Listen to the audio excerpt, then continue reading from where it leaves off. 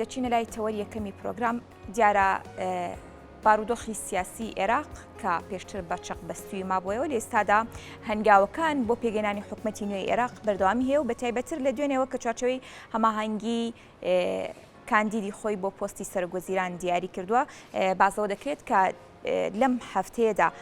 پێویستە یاخود لە دوای سەرەتای هەفتەی ئایندە هەوڵەکان بۆ پێگەێنانی حکوومەتی نوێ لە تەواوی لایەنە سیاسیەکانی عێراق و بە هەرێمی کوردستانیشەوە خێراتر دەبن لەم بارەیەوە راپۆرتێک دەبینین پاشان لەگەڵ میوانەکەمان گفتوگۆ دەکەین. بسم الله الرحمن الرحيم الأخوة والأخوات. چارچەوەی هەماهەنگی شیعەکان محەممەد شیع سوودانی بۆ پۆستی سەرۆکوەزیران کاندید کرد و دوای 9 مانگ لە بەڕێوەچوونی هەڵبژاردننی پێشوەختی ئەنجومەنی نوێنەران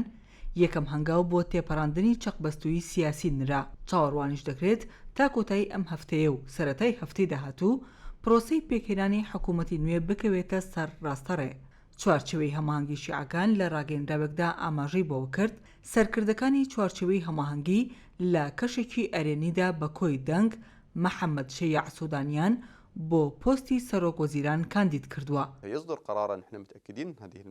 کاندیدکردنی سوودانی کاردانەوەی بەدوای خۆی داهێنا و قەیس خەزعەلی ئەمینداری گشتی بزوتنەوەی عەسایبی ئەهلی حەق پێشوازی لە کاندیدکردنی کردووە و ڕایگەیاندووە بە کۆی دەنگ لەسەری ڕێککەوتون و هیوادارن هەمووان پشتیوانی حکوومەتی داهاتوو بکەن تاوەکو بتوانێت ئەرکەکانی بۆ خزمەتکردنی گەل جێبەجێ بکات. هەروەها هاوپەیمانی عەزمی سوننەکان بە هەمان شێوە پێشوازی لە کاندیدکردنی محەممەد شیع سوودانی کردووە و بە کەسایەتێکی پاک و نیشتیمانی ناوی بردووە و پێی وایە بژاردەیەکی نمونەییە بۆ ئەم قۆناغا سەخت و هەستیارە لە مێژووی وڵات. هاوپەیمانی عەزم پابەندبوونی خۆی دووپات کردوێتەوە بە بژاردە نیشتیمانیەکان کە ڕەچاوی قۆناغەکە بکات و کار بکرێت بۆ بەدیهێنانی داخوازیەکانی گەلی عێراق لە ئازادی و سەروەری و ژیانێکیش کۆمەندانە لەگەڵ پێشکەشکردنی خزمەتگوزاری ڕەچاوی ئەو ڕەوشات تایبەتە بکرێت کە ناوچە ئازادکراوەکانی پێدا تێپەڕ دەبێت هاوسەنگی و هاوبەشی ڕاستەقینەش گەرنتی بکرێت. لای خۆشیەوە کاروان یاروەیس پەرلەمانتاری فراکسیۆنی یەکێتی ڕایگەیاندووە کۆتایی ئەم هەفتەیە بۆ سەرەتای هەفتەی داهاتوو عێراق پێدەنێتە قۆناغێکی نوێوە. پرۆسەی سیاسی جوڵەی گەورەی تێکەوێت و پرۆسەی هەڵبژاردننی سەرۆککۆمار و ڕاستپاردنی کاندیدی ڕاستپێردراو بۆ پێکهێنانی حکوومەتی نوێ کۆتایی دێت.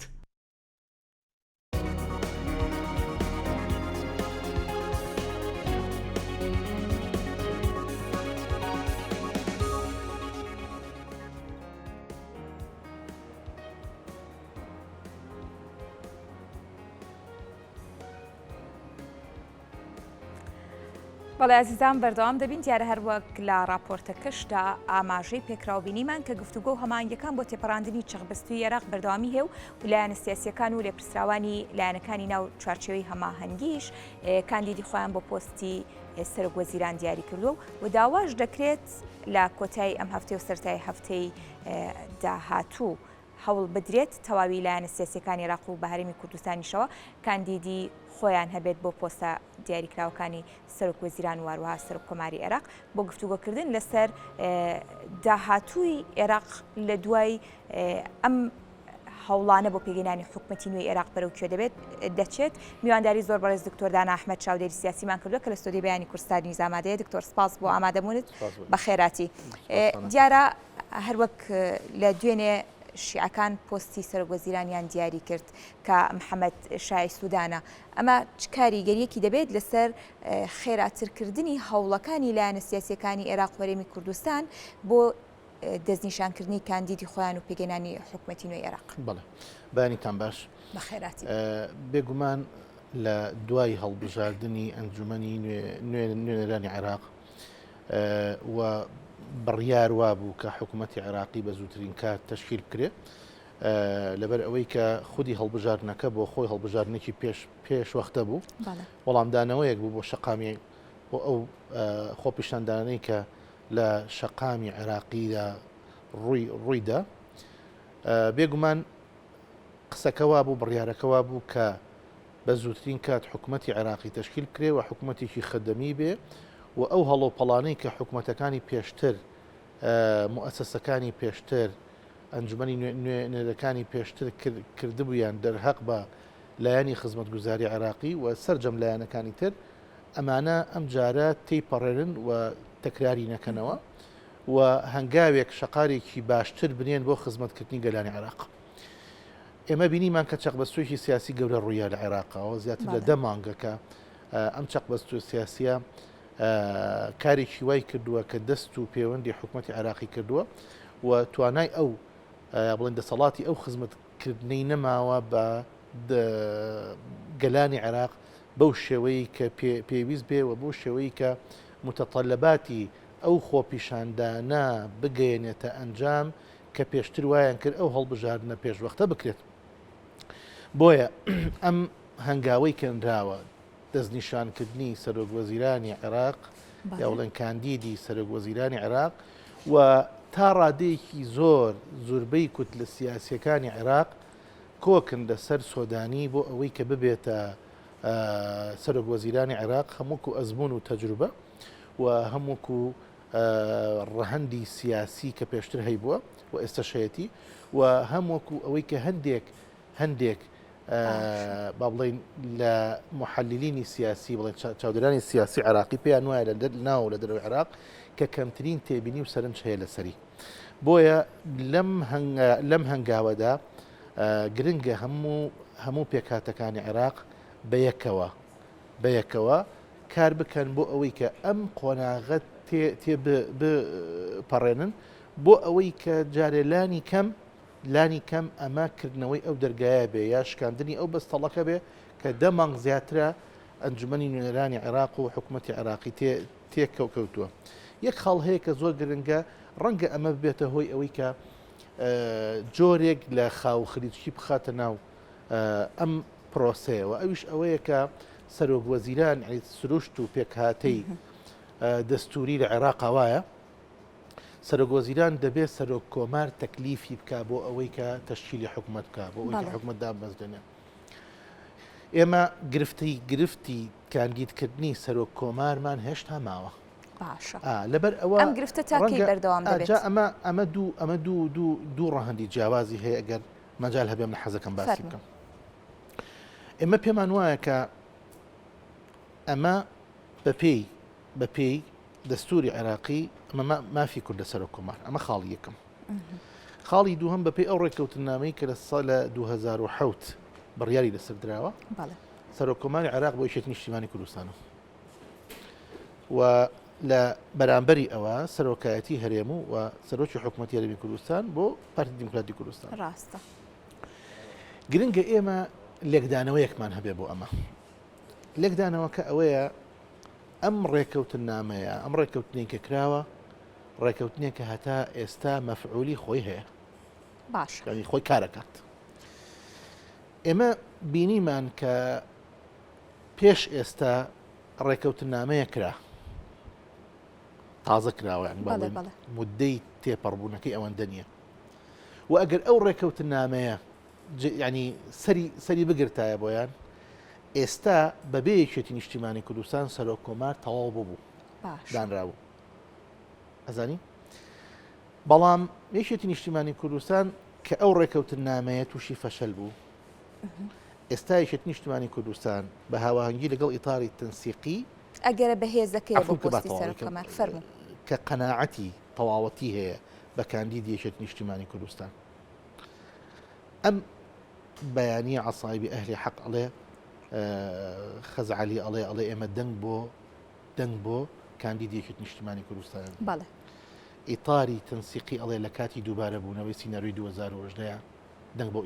دەنگ بۆ کاندیدی یەکێتی نیشتیمانی کوردستان باشە یعنی ئێستا ئەگەری کاندیدی یەکێتی نیشتیمانی کوردستان بچێتە ناو قاعی پەرلەمان بناو بڵێ پرۆسی هەڵبژاردننی سەرۆک کۆمارەوە دەرەچێت باش بەس یەکێتی نیشتیمانی کوردستان ئەوە ناکە حەزم کرد ئەو نقطەیە باس بکەم بۆچی ئەمە ناکات لەبەر ئەوەی کە بە تەواوەتی بڕوای بە ئەوە هەیە کە یەک کورد بە یەک ڕیس بچێتە بەغداد کورد بە یەک خطابی سیاسی و بە یەک ئەجندەی سیاسی بچێتە بەغداد کەواتە بۆچی تا ئێستا ئەم یەک ریزیە دروست نەبووە لە کاتێکا کە کۆبوونەوەی لە نێوان لایەنە سیاسیەکانی هەرێمی کوردستان لەگەڵ یەکێتی و پارتیشدا هەیە بۆچی ئەم یەک ریزیە هەتا ئێستا دروست نەبوو ئەم چەقبەستویە بەردەوامی هەیە و دەکرێت ئەم یەک ریزیە ینی دروست نەبێت و دوجار بە سناریۆی 2010 بچنەوە پەرلەمان من هیواخوازم کە شتیوانە بێ هیواخوازم کە لایەنی مقابل کە پارتی دیموکراتە ئەویش با بڵین لەسەر ئەو ڕێکەوتن نامەیە بڕوە و کاندیدی خۆی سەحب کاتەوە و هەردوو لە ڕێبکەون لەسەر کاندیدێک بووە یا لەسەر کاندیدەکەیشت نیشتمانی کوردستان بۆ پۆستی سەرۆکۆماری عێراق ئەمە یاساییە ئەمە سروشت و پێکهاتەی ڕێکەوتن نامەی نێوانێکێتی نیشتیمانی کوردستان و پارتی دیموکراتی کوردستانە کە لە هەرێمی کوردستان کراوە ئێمە لەم قۆناغەیە یەکێتی نیشتیمانی کوردستان پێی وایە کە دەبێت کورد بە یەک دەنگ و بە یەک ڕیز و بە یەک گوتاری سیاسی بچێتە بەغداد ئەمە خاڵی یەکەم کورد دەتوانێت ئەوە بکە جا ئەمە هەوڵی سیاسیە زەنگە سیاقەدا هەمیشە هەوڵ هەیە هەرگیز یعنی قاڵبێکی ئامادەکراو نییە بۆ ئەوەی کە تۆ بچیتە سەری و ئیشی لەسەر بکەیت و بڕیاری لەسەر باش قسەکردن هەیە و ڕاگۆڕینەوە هەیە و ڕێکەوتن و تەوافق هەیە لەم قۆناغەیە یەکێتی ئەمە هەستێکی نیشتیمانی گەورەیەکە هەیە یعنی ئەم ڕەهەندە و ئەم خوێندنەوە یەکێتی ڕەهەندێکی نیشتیمانی گەورەیە بەنی سەبارەت بە میلەتی کورد و ئەمە بۆ مێژوویەکێتی نیشتیمانی کوردستان ئەنووسرێ من حەزەکەم هەموو لایەنە سیاسەکان دڵنیا بنەوە لەوەی کە ئەم مووقیفە یەکێتی نیشتیمانی کوردستان لە تەریخی ئەم حیزبەیە ئەنووسرێتەوە لە تەریخی میلەتی کووردە ئەنووسرێتەوە کە یەکێتی توانیوێتی وەک لایەنی مقابل بۆی بچێتە سەر و ئەو ئەگەر بۆی بچوایەتە سەر ئێستا تەواو بوو ڕۆستەکەەوە سەرۆکومار دانرا بوو بەڵامێکێتی ئێستا بۆی ئەچێتە سەر و نایکە بۆ نایکە چونکە ئەو ڕەهەندە نیشتیمانیە ئەو ڕەهەندە نەتەوەیە ئەو یەک ڕێزیەی لایەنە سیاسی کوردەکانی خستۆتە پێش دانانی کاندیدی خۆی لە سەرۆکوماری عێراق باشە دکتۆر وای دانێ هەوڵەکان و باسی دەکەین و هەمووشمان دەیبینین بۆ یەکڕیزی گفتوگۆکان کۆبوونەوەکان بردەوامیان هەیە و بەڵام تا ئێستا ئەنجامێکی نەبووە ئەگەر خوێنەوەی ئەوەی بۆ بکەین ئەم کۆبوونەوانە ئەم یەکڕیزی ئەنجامێکی نەبوو بە پۆستی سەرۆکۆمار و بەدوو کاندیدی جیاواز چوونە پەرلەمان لەو حاڵەتەدا مافی کورد یاخود با بڵێن بەرژەوەندی سیاسی کورد یا خوێندنەوەی پرۆسی سیاسی کورد لای عێراقیەکان چۆن دەبێت پێش هەموو شتێ من هیواخوازم شتیوانە بێ وە کورد بە دەنگێک و بە کاندیدێ بچێتە بەغداد ئەمە خاڵی یەکەم خاڵی دووهەم ئەگەر ئەو سیناریۆیی کە لە 2010 ڕوویدا ئێستاش جارێکی کە ڕوو بداتەوە بە پێی هەموو ئەو داتایانەی کە لە بەردەستایە بە پێی هەموو ئەو قسانەی کە لە چاودێرانی سیاسی و لە سەرۆکی کوتلەکانەوە ئەیبیستین ئێستا یەکێتی نیشتیمانی کوردستان ئێستا ئیطاری تەنسیقی لە ناو پەرلەمانی عێراقا گەورەترین کوتلەیە ئیطاری تەنسیقی تەسریحی داوە بەوەی کە دەنگ بە کاندیدێکی نیشتیمانی کوردستانەدا ئەمە یەک دوو وەکو عەرزم کردی عەسایبی ئەهلی حەق بە هەمان شێوە هەندێک لایەنی تر هەیە مەسەن بۆ نمونە مستەقیلون ئەڵێن ئەگەر صدر مشاركة عملية سياسية كان العراق بلين كنا حكمنا كاي مجناكي هندق لما نشيء ك ك ك ك كمشاركة لقل كيجنا الدنق بكزنا أنا أول شيء بلام جورتين كتلة لقل شتين اجتماعي كردستان لقل كان يدي شتين اجتماعي كردستان هندي لو كتلة سياسيين كشكل إطارانين بلام نزيكن لا إطارة بهمان شيء والدنق كان يدي شتين اجتماعي كردستان يعني درتشوني كان يدي شتين اجتماعي كردستان حتمية باشا أزاني لبرو کاندیدەکە دەرئەچێ بەس گرنگ ئەوەیە ئەی مێژووس بینێت چی بە لایەنە سیاسیە ئەڵەیە کە بۆتە هۆی ئەوەی کە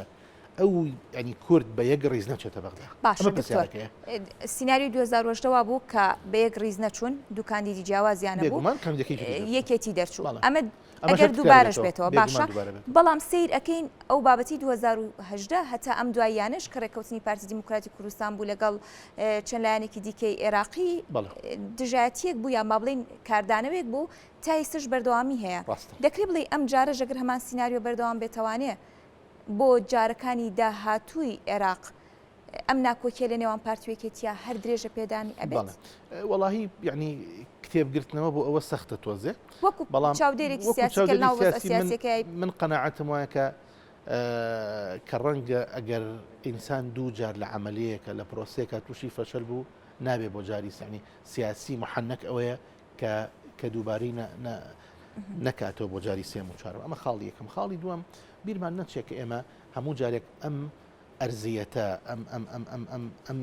با بڵێن زمینەیە خۆش ناکرێت بۆ ئەوەی کە ئەوەندە لایەن عێراقیەکان بوەستن لەسەر کورد و ئەمەندە فشار بخەنە سەر لایەنە سیاسی کوردەکان بۆ ئەوەی کە کاندیدی خۆیان دیاریکەن بۆ پۆستی سەرۆکۆمار. ڕەنگە ئەم جارەوە بێ ڕەنگە جاری داهاتوو هەر بە کۆنکرێتی بدرێبێت نیشتیمانی کوردستان و وەکو ئیستحقاقی خۆی فەرموو کاندیدی خۆت بێنە بەغا. لەبەر ئەوە ڕەنگە ینی دووبارە بوونەوەی ئەمە یا زمینە سازی بۆ دووبارەکردنەوەی ئەم حاڵەتە ئەگەر چی هەوڵیش هەبێ سەرکەوتو نابێ. ئەو هەموو هەوڵە درا سەرکەوتو نەبوو. نیشمانە چشتێکی زۆر گرنگەیە ئەویژەوەیە کە یەکێک یعنی لایەنێکی سەرەکی یا گەورەترین کوتلەی ناو ئەو پرۆسە سیاسیی کە با بڵێن پێچەوانەی کاندیدەکەیشت نیشتیمانی کوردستان و ڕایەکی نیشتیمانی کوردستان ئیشەکە لە ناو ئەنجومەنی نوێنەرانی عێراق ئێستا سەحبی کردووە لە ناو عملی سیاسی پەرلەمانیان نەماوە. ئەزانی کە سەدرەکانن ڕاستە شەقامیان بەدەستەوەیە ڕاستە بەڵام ئێستا لە ناو پرۆسی سیاسی ناو قاعی پەرلەمانیان نەماوە لە دەرەوەی قاعی پەرلەمانی چیەکە ئەمەیان سوالێکی تر و وەڵامێکی تری هەیە. باشە دکتۆر دوجار باز لەسەر ئەمە ئەکەین بابەتێکی دیکە بەشێک لە شۆڤەکارانی سیاسی دووبارە هێرشکردنە سەر کۆرمۆر ئەم شەو کە لەلایەن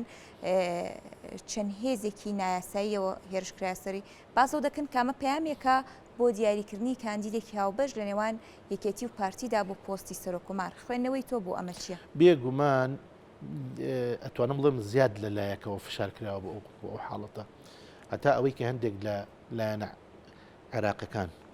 بە ئاشکرا داوا ئەکەن لە کورد ئەڵەن کە بە زووترین کات خۆتان ینی قرارێکی حاسم بدەنە سەر دەنانی کاندیدی پۆستی سەرۆکۆمار و ئەو هەوڵەی کە باسی ئەەکەی بەڵێ فعلن هەندێک لایانی سیاسی و هەندێک لە چاودێرانی سیاسی خوێندنەوەی تەواویان هەیە بۆ ئەوەی کە ئەو حاڵەتی کە ڕوویە لە کۆرمۆ باڵێن جۆرێک لە بەکارهێنانی کارتی زەختە لەسەر لایەنە کوردەکان بۆ ئەوەی کە کاندیدەکان زوو دیاری بکەن و عملی سیاسی بەردەوام بێ لە عێراقا. چونکە بەڕاستی ئەگەر بەم ڕکودەی ئێستا بەم چەق بەستوی ئێستا بڕوات ئەنجومەنی نوێنەرانی عێراقیش بەردەوام نابێ. یعنی ئەگەری ئەو ئەگەرەی کە فترەیە کە ئەی بیستین و بەرجۆمانەکەوێ لەلایەن زوربەی زۆری چاودێرانی سیاسیەوە کە پێیان وایە ڕەنگە ببێتە هۆی هەڵوەشانەوەی ئەنجومەنی نوێنەرانی عێراق ئەو ئەگەرە بەرەو بەهێز بوونەچێ و لە کاتی دروستبوونی ئەو ئەگەرەیە پشێوی لە ناو وڵاتە دروستە بێ چونکە بۆ خۆی ئەم هەڵبژاردنێکی پێشوەختە بوو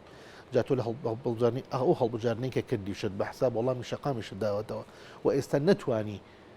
ئەو تەساؤل بەریتە سەر و ئەو پرسە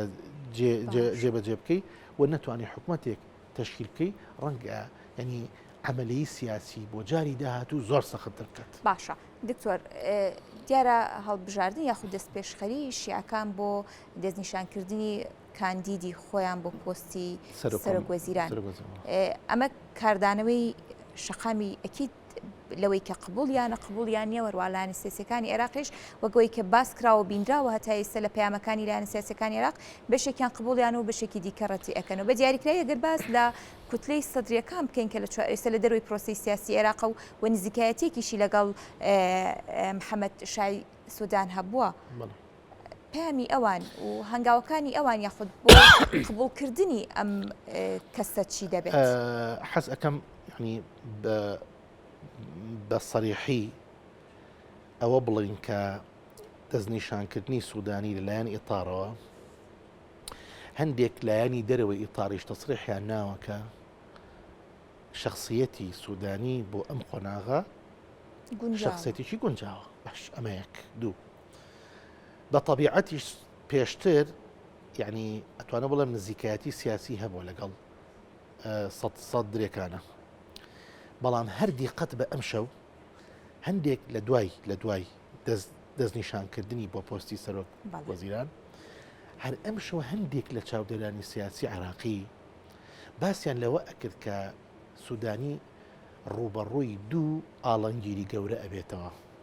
دوو تەحەدی گەورە بێتەوە یەکەم کە باس ئەکرا مەسئلەی ئەو ڕەدی فیعلەیە ئەو پەرچەگردارەیە کە سەدرەکان ئەیان بێ بەرامبەری چونکە ئەم شخصیەتە لە دەرەوەی سەرۆک وەزیران جیاوازە ئەو شخصەتی کە ئەبێتە سەرۆک وەزیران ئەزانی ئەو شخصیەتەی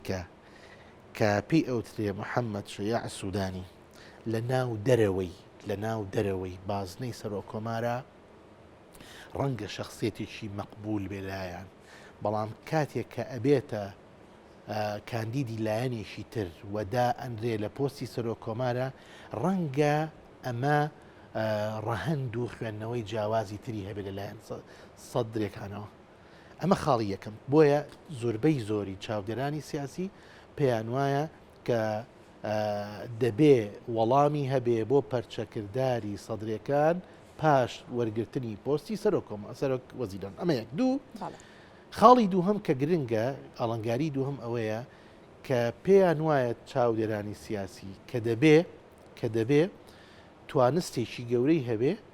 بۆ خۆشنودکردن و قەناعەت پێهێنانی شاریعی عێراقی و شەقامی عێراقی بەرەو ئاراستەیەک بەرێ کە هێور ببێتەوە و قەناعەتیان پێ بکا بەوەی کە دەتوانێت لە داهاتووە خزمەتی گەلانی عێراق بکە و ئەو داواکاریانەی کە شەقامی عێراقی هەیە بۆیان جێبەجێ بکە. سوالەکە ئەوەیە ئایا موفقە بێ لەم دوو خاڵە لەم دوو پرسیارەیانە ئەزانی سوالەکە خوێنەوەی تۆ بۆ ئەوە من پێم وا بێ لەبەر ئەوەی کە یەکەم زۆربەی کوتلە سیاسەکانی عێراق و بە تایبەتی گەورەترین کوتلە و بیرمان نەچێت کە مەکتەبی سیاسیشی نیشتمانی کوردستانیش ڕای خۆیدا لەسەری و پێی پەسەندە پشتی دەگرن من پێم وا بێ تا ئاستێکی باش سەرکەوتووە بێ ئەمە یەکەم. دووهەم ئایا دیبلۆماسیەتی ئەم کەسایەتیە لەگەڵ سەدرەکان چۆن ئەبێ و ئەگەر هاتوو کەسایەتیەکی مەرین بێ و توانای مامەڵەکردنێکی سیاسیانە و عاقڵانی هەبێ ینی عقلانی هەبێ لەگەڵ تەوەجوهی سەدرەکانە و خاڵی سێهەم ئەگەر هاتوو توانای ئەوەی هەبوو ینی ئەو قودرەتی هەبوو کە